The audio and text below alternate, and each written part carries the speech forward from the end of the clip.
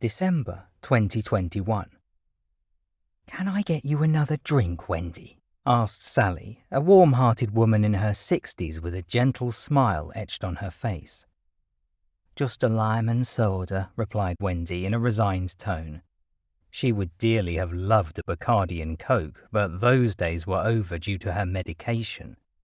2 years before, she had suffered a stroke, which left her reliant on a mobility scooter. Although she had worked hard to fully regain her speech, walking remained difficult. So while she was out and about, her movements were limited to the confines of the scooter. Wendy appeared thin, as she always had been. Her hair, dyed blonde to hide the grey, was cropped short in the punky style she had favoured as a teenager. She also still wore a battered leather jacket, a statement that although she might now be physically constrained, her rebellious spirit was as strong as ever. She cast her eyes around the dimly lit room, taking in the familiar sights of the large, old-fashioned British Legion Hall. The furniture had seen better days, with worn-out chairs and tables bearing the scuffs and stains of decades of use. The decor, which hadn't been updated since the last century, featured peeling wallpaper covered in posters advertising events that were weeks or even months in the past. Despite its shabby appearance, the hall still drew a crowd, mostly older people seeking the comfort and camaraderie that they only derived from others of their generation.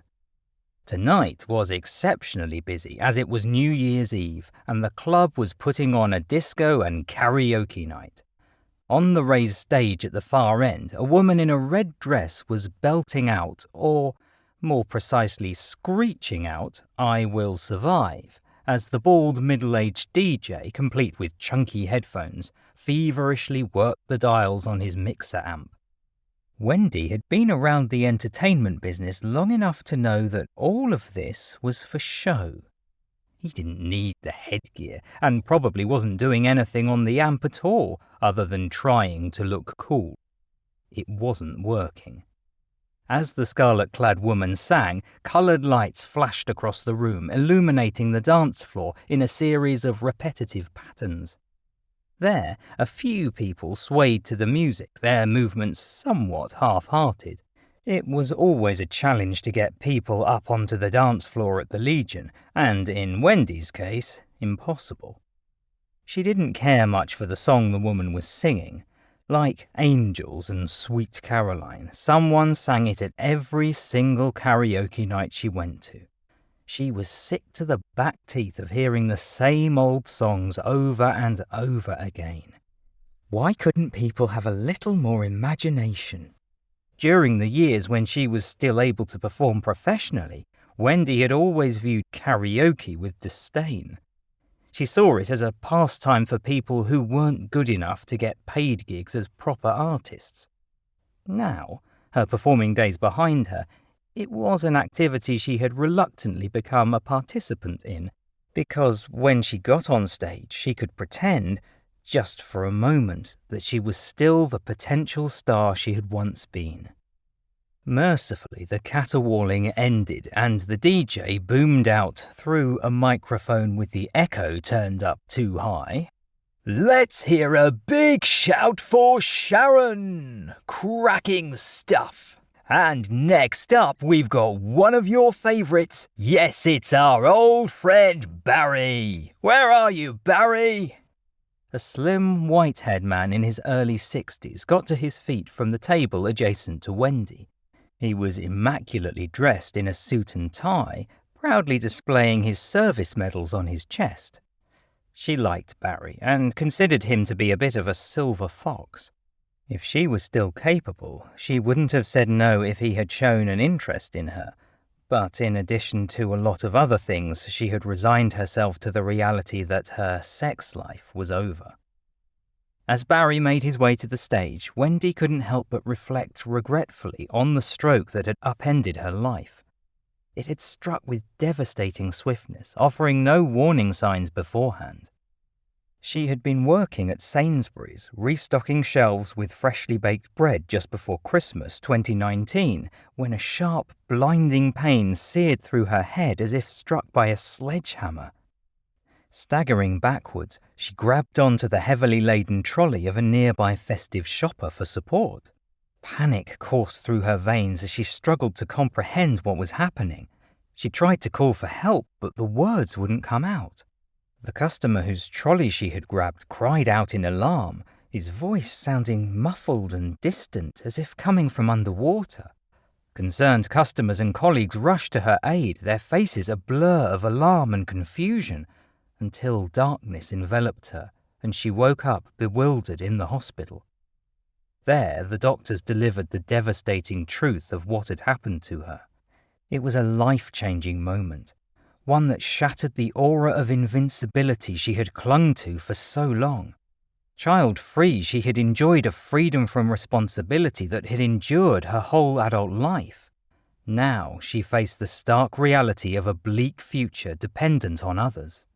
In the months that followed, Wendy faced a grueling rehabilitation process, not helped by the coronavirus outbreak that isolated her from the world just as she was taking her first tentative steps back into society.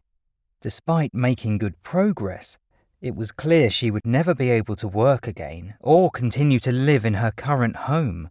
She was no longer able to manage the stairs.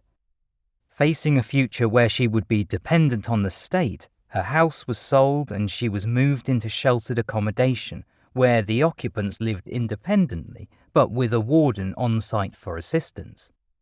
The most difficult part was coming to terms with the things she had to give up. Alcohol, once a staple of her social life, was now off limits due to its interactions with her medication. And as for her sex life, well, that was a bitter pill to swallow. The physical and emotional toll of her stroke had left her feeling disconnected from her own body, unable to engage in the intimate moments she once cherished, either with a partner or alone. The desire simply wasn't there anymore. As she watched Barry being handed the microphone, Wendy felt a pang of regret. She had become good friends with him in recent weeks and knew he was widowed. He was the sort of man she could have had a relationship with before.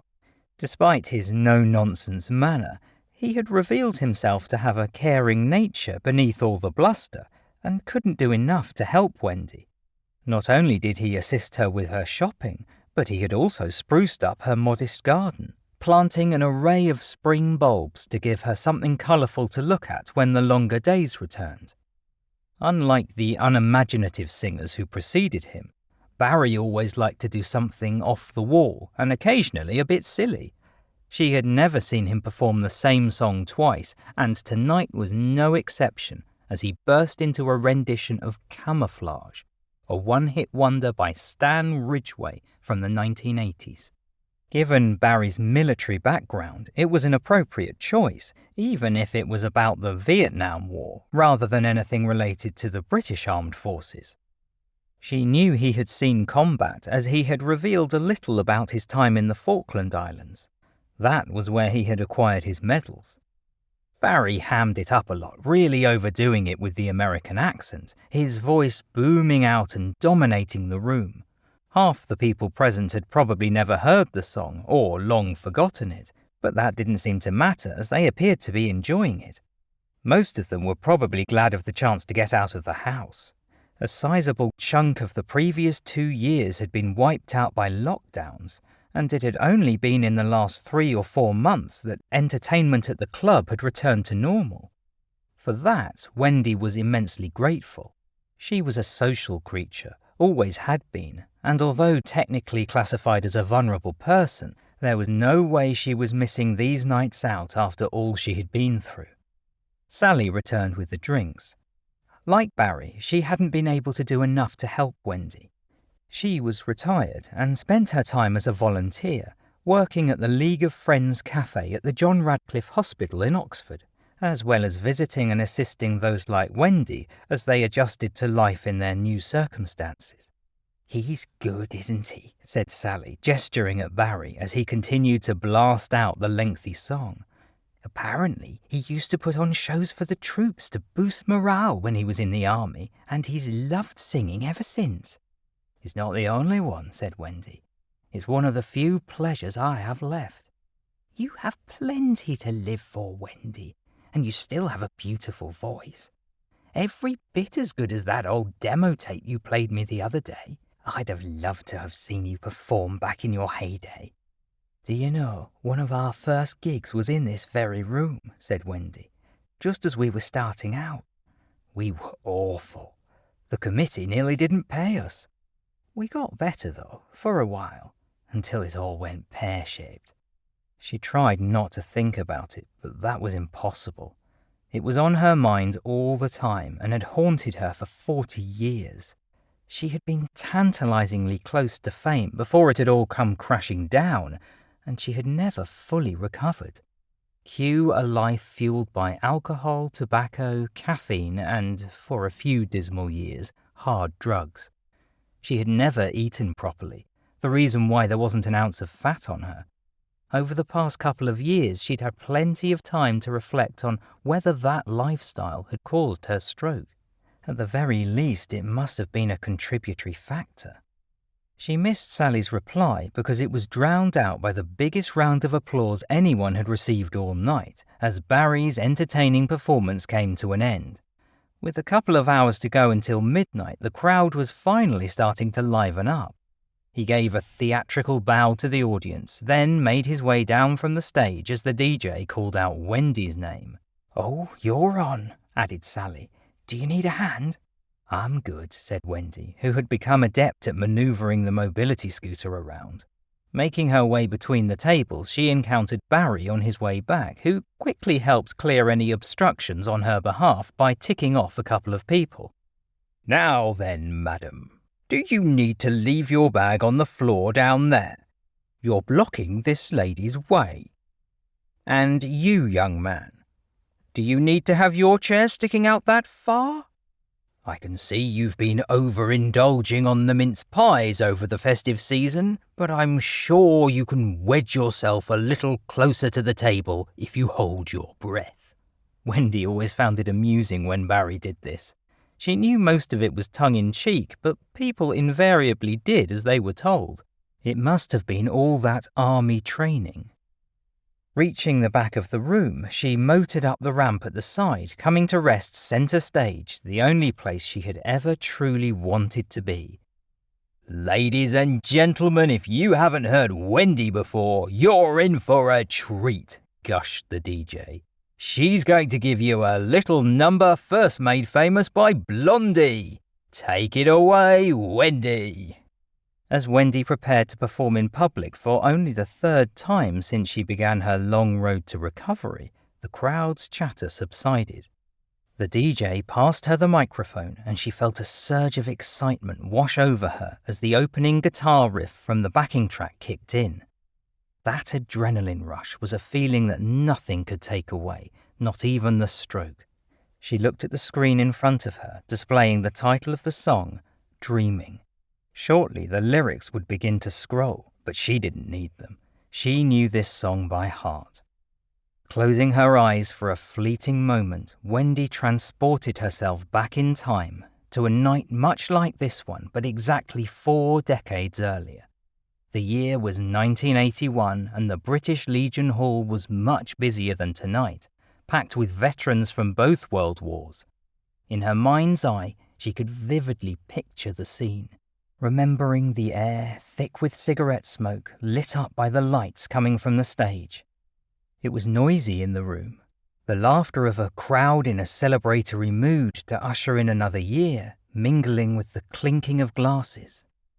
And there they stood, all ready to play. Velvet Temptation, the band that had once been the driving force behind her entire life. She could see them all, the images of them etched into her mind with striking clarity. To her right was Ricky, the guitarist, who really fancied himself, and it showed.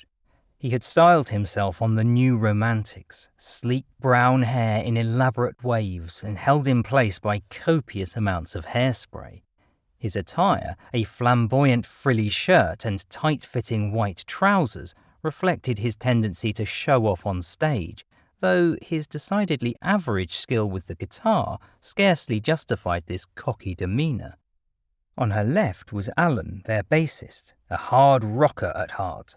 His weathered denim jacket, adorned with studs and patches, displayed his love for AC/DC and other heavy metal bands. In stark contrast to Ricky's polished persona, Alan exuded working-class masculinity, plucking the strings of his bass guitar as they kicked off their first number. At the back of the stage, Benny sat behind his drum kit with an air of complete confidence, his steady rhythm never wavering. He had an almost robotic precision about him as he flexed his drumsticks, and an unassuming presence, dressed in just a plain black t-shirt and navy jeans. Completing the ensemble was the free-spirited Emily, their keyboardist, standing alongside Benny at the back. She was adorned with necklaces and bracelets crafted from wood and semi-precious stones, and her fingers skipped effortlessly over the keys, weaving intricate melodies into their music. Her blonde plaited hair, adorned with flowers and beads, tumbled down over her flowing floral dress. Finally, Wendy focused on her younger self, lithe, fit, and full of energy. Dressed all in black leather, she had an open jacket and cropped top, exposing the midriff of her slender young body. Her straight blonde hair framed her elfin face, full of hope for a glamorous future which she couldn't yet know would never arrive. Together, the five of them painted a disparate picture of a band still searching for its identity, despite the countless hours spent in heated debates over the matter. Although the humble setting of the karaoke night was a far cry from the exhilarating days when success had seemed to be on the horizon, Wendy was still determined to give the very best performance she could.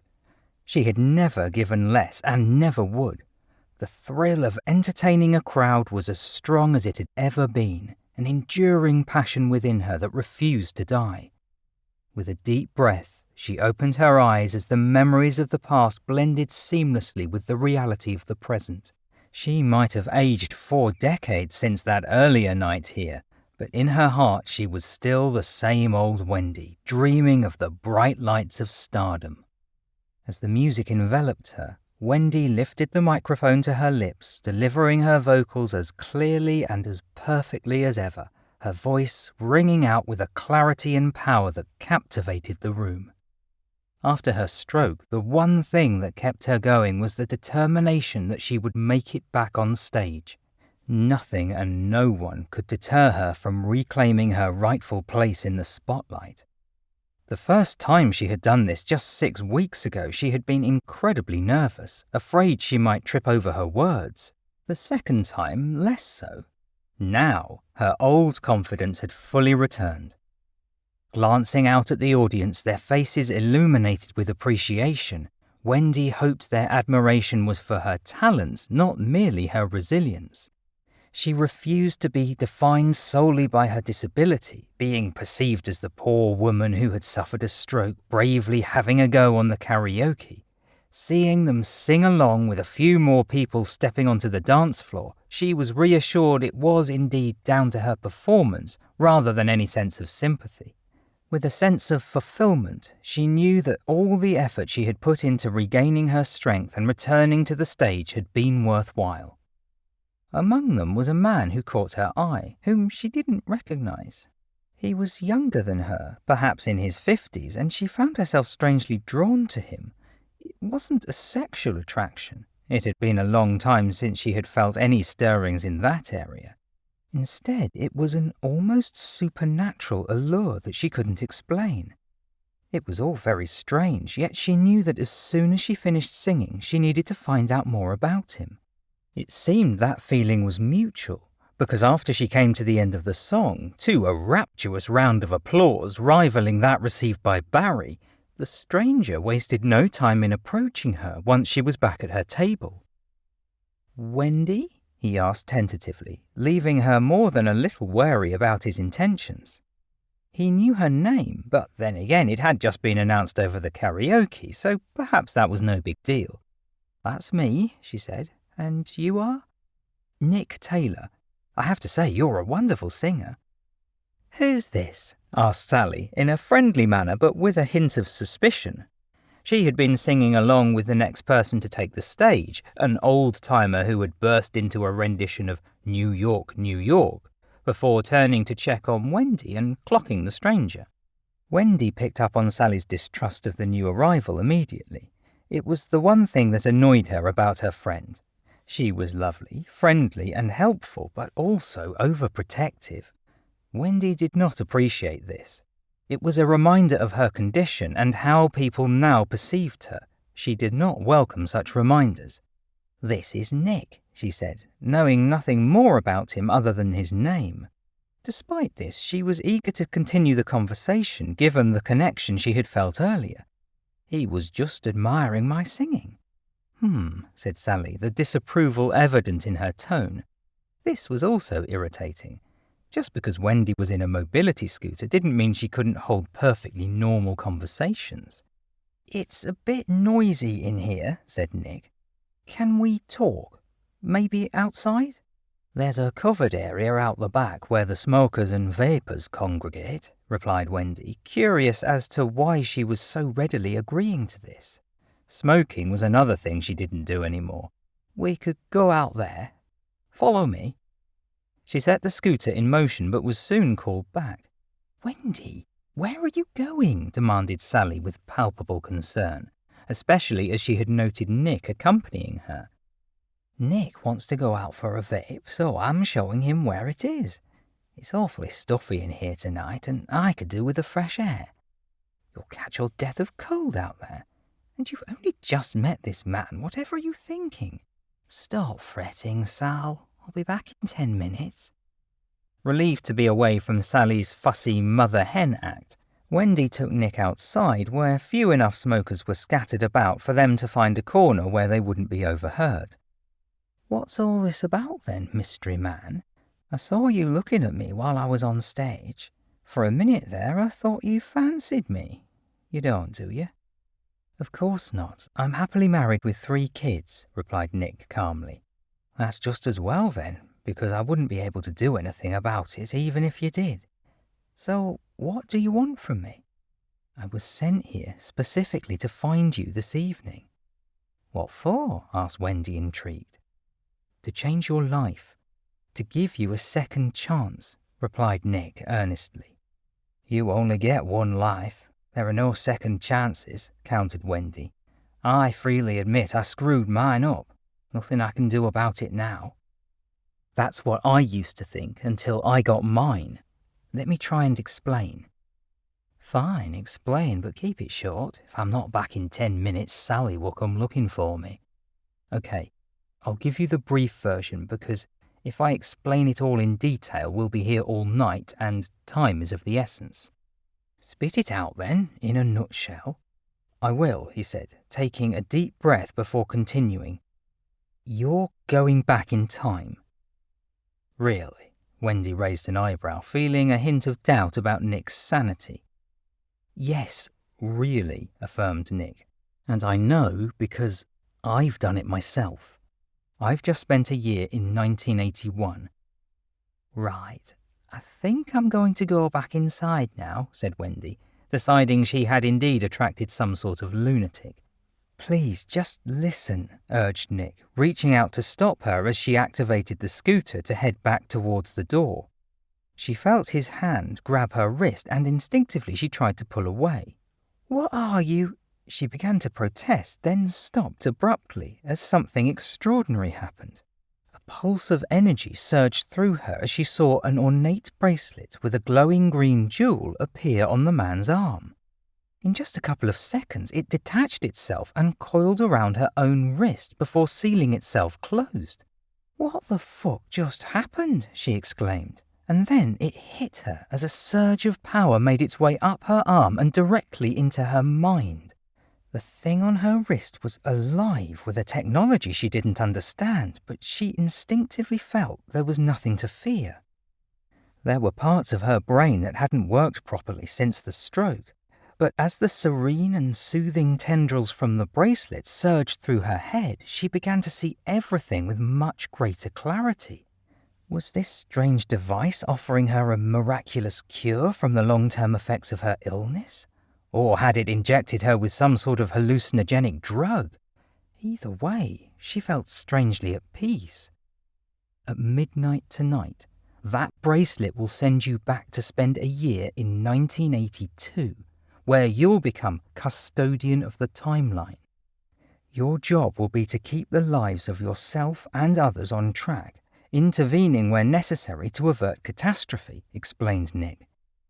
In this state, asked Wendy, gesturing downwards with her hands towards her frail body. It may have escaped your notice, but I can barely walk. You won't be in this body. How old are you, if you don't mind me asking? I'm 61. When you get there, you'll be 21, back in your old body. Like I said before, it's a second chance. Seize it and change your life if you can. I did. Wendy contemplated the possibilities. 1982 had been the pivotal year of her life, and she'd made a mess of it. The whole year had been a bloody disaster from start to finish. What differences would she be able to make with the benefit of hindsight? How did you change your life? Asked Wendy, intrigued. You know that guy in there, on the karaoke before you? Barry? Yes, Barry. I know who he is, but he doesn't know who I am. Shall I tell you why? Please do. Because before I went back to 1981, I worked at a company where he's employed as a security guard. He used to take the piss out of me every day. That sounds like Barry, observed Wendy. Yes, but after my year in 1981, I returned to find I no longer work there. I have a completely different and better life than the one I had before, all because of the actions I took back then. That included saving the lives of the two people who were closest to me in the whole world. As if on cue, Barry emerged through the door and approached them. Now then, what's going on here, Wendy? Chatting up toy boys now, is it? Who is this? He looked Nick up and down disapprovingly, as if weighing up the merits of a new army recruit who he suspected would perform well below expectations. Deciding to deflect Barry's nosiness so he would hopefully go back inside, Wendy fabricated a story. Oh, this is Nick. He's an old friend from the band days, she explained. Is he now? What was he, your paper boy? Joked Barry. I look good for my age, said Nick in return. Look, Barry, it's fine, said Wendy. Did Sally send you out here? The two of you shouldn't fuss so. Nick and I just want to catch up, and it's too loud in there. We'll be back inside in a few minutes. Very well, conceded Barry, still looking unconvinced. But I'm watching you, he warned, making that gesture people use where they point two fingers at their own eyes before turning them around and aiming them at the person under suspicion, in this case, Nick. Satisfied that Wendy was in no danger, he turned and headed back inside. Yep, that's the Barry I remember, said Nick. Now, where were we? You were talking about your time in 1981, prompted Wendy. I was. So that bracelet on your arm will be your guide during the year you'll spend in the past. See the jewel? It glows red and green to let you know whether or not you're on the right track. Like a traffic light. Sort of. Sometimes it will be a warning, other times a suggestion. And it's not an exact science. It's not always helpful when you need it to be. One time the thing drove me so mad with frustration I almost tried to hack it off with an axe. That sounds rather dangerous, Wendy remarked. It was. It can be as infuriating as hell, but you'll get the hang of it. I did. Say I accept what you're telling me. What sort of things am I going to be doing in the past? In truth, she already had accepted it. The bracelet had got inside her head and made everything he was saying seem perfectly reasonable. It's all a bit random, said Nick. But if 1982 was a key year in your life, then I'm pretty sure the bracelet will have chosen this year for you with a good reason. Put it this way, 1981 was by far the worst year of my life before I got the chance to rewrite it. That just about sums up 1982, said Wendy. Almost everything that could have gone wrong did. There you go then. She couldn't imagine it was going to be that easy, bearing in mind all she would have to deal with. She could control her own actions, but what about the other members of the band? To say relations were strained between them was putting it mildly. There would be a shed load of obstacles to overcome. Sure, the idea of going back in time, reliving her youth and correcting her past mistakes was an incredible opportunity, but alongside the excitement, there was a nagging doubt. "But what if I make things worse?" she replied, her tone tinged with uncertainty. "What if I mess everything up even more than before?" Nick's expression softened, understanding her turmoil. He had been through all this himself. "I won't pretend it's going to be easy. You are going to come up against all manner of dangers and challenges in the past. But the chance for redemption and to make things better, both for yourself and others, far outweighs the risks. How will I know what to do? The bracelet has various ways of communicating. Sometimes it will spell things out in detail. Other times it can be maddeningly cryptic. I don't know who designed it or why, but they built an element of challenge into it. It doesn't give you all the answers, and some of the things you might have to get involved in can have extremely high stakes. Keith, the bloke who gave it to me, claimed he stopped a nuclear bomb going off in London." "Wow, that is serious stuff," said Wendy. "I guess it is, but thankfully nothing that drastic happened with me. Though there were plenty of local issues to sort out. Also, I should probably mention the dreams." "What dreams?" "There are times when you might have an important mission to carry out in the coming days. You'll have vivid, bracelet-inspired dreams during the night which are visions of what is to come. Then it's up to you to act on those dreams." "And it doesn't always spell out how?" "No, but most of the time it's an amazing experience. And as I said, it's a chance to be young again, whatever happens while you are there. A whole extra year of life." "What happens when the year is up?" "You come back, possibly to a reality very different from the one you left. I never married in my first timeline and never became a father.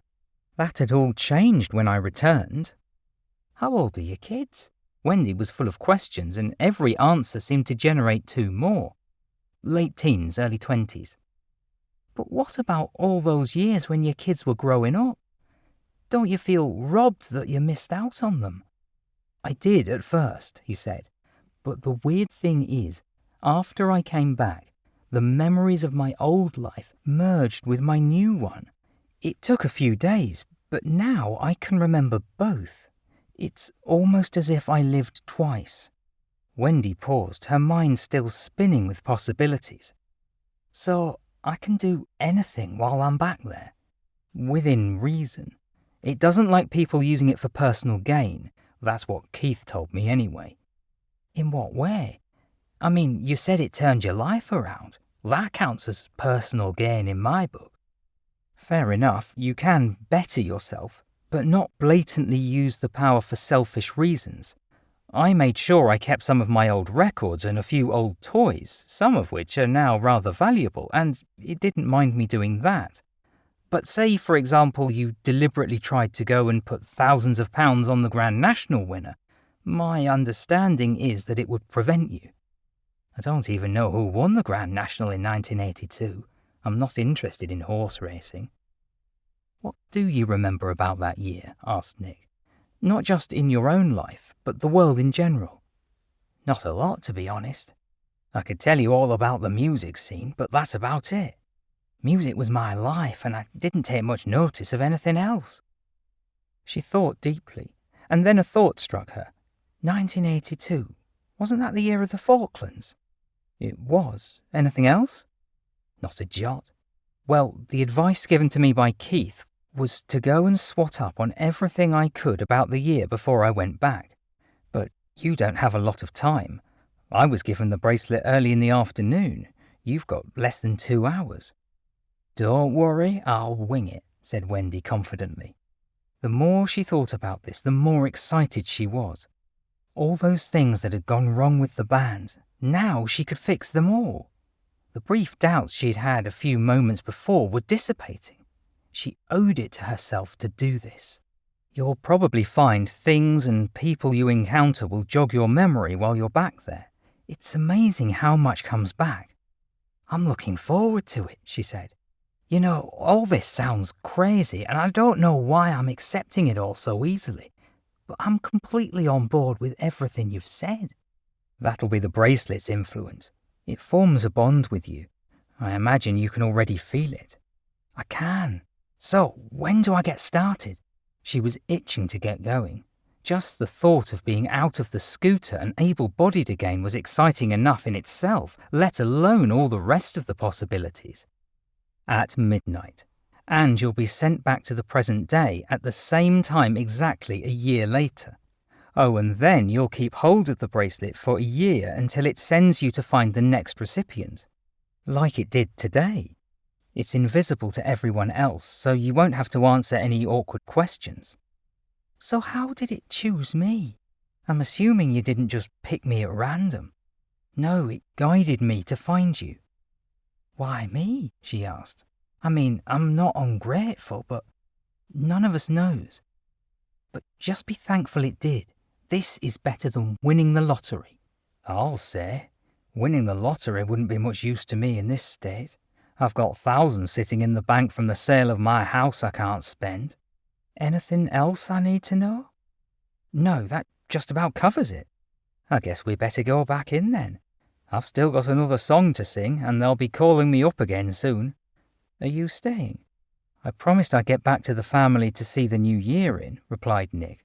But of course I'll stay to listen to you sing again before I go. How could I not want to? You have a beautiful voice.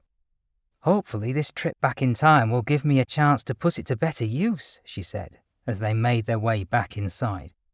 Ever heard of Velvet Temptation? I have to admit I haven't. Don't worry. Hardly anyone ever has, and those that did have probably long forgotten. But if I have my way, that all may be about to change. Filled with a new steely determination, Wendy glided back in on the scooter, ready to perform her last song on the karaoke before she'd be doing it again, for real. The tune, Brass in Pocket from the Pretenders, felt particularly apt given the lyrics, and she sang with her usual gusto, again closing her eyes and imagining the band all around her. Soon she wouldn't need to imagine. They would be here with her in the flesh. Back at the table, she tried to prepare herself with barely an hour to go as the karaoke ended and the disco took over. It wasn't easy to concentrate as Sally insisted on whittering into her right ear hole at regular intervals as the clock counted down. The DJ had chosen a 1980s set list for the last few songs, helping to set the scene for the world she was going back to. The crowd was even more enthusiastic now as they became increasingly well-oiled, filling the dance floor as Tainted Love, Don't You Want Me, and finally Come On Eileen provided the climax to the playlist just before midnight. As the crowd began counting down from 10, she looked down at the mobility scooter to which she had been confined for so long. As her anticipation rose, she vowed she would do everything in her power to ensure she would never see the thing again. Next stop, 1982.